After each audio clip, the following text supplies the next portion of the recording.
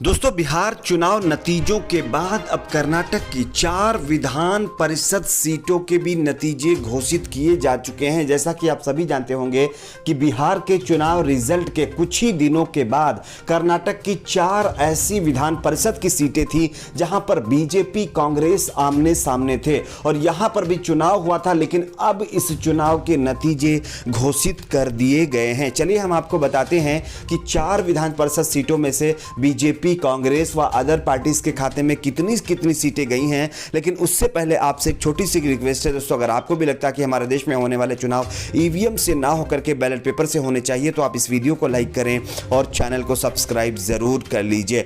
वैसे तो कर्नाटक में 2 ऐसी विधानसभा सीटें भी थी जहां पर उपचुनाव हुए थे और इन दोनों उपचुनाव में बीजेपी ने बाजी मारी। दोनों जगहों पर जो है जेडीएस और कांग्रेस आपस में लड़ गई, जिसके चलते बीजेपी यहां पर चुनाव जीत गई। लेकिन उसके बाद 4 ऐसी विधान परिषद की सीटें थी जहां पर चुनाव हुए थे और इन चुनावों के नतीजे भी अब घोषित कर दिए गए हैं। इसके लिए बताया जा रहा है कि 28 अक्टूबर को यानी कि चुनाव हुए थे और इसके रिजल्ट अब घोषित किए गए। इन चारों सीटों पर जो जानकारी मिल रही है उसके मुताबिक बीजेपी ने चारों सीटें जीत ली हैं। बताया जा रहा है कि इन 4 सीटों के साथ बीजेपी अब जो है 75 सदस्यीय परिषद में 1 निर्दलीय और 1 चेयरमैन को छोड़ करके बीजेपी सबसे बड़ी पार्टी बन गई है। बीजेपी के पास अब 31 विधान परिषद के सदस्य हो गए हैं, जबकि कांग्रेस पार्टी के पास 28 और जेडीएस के पास सिर्फ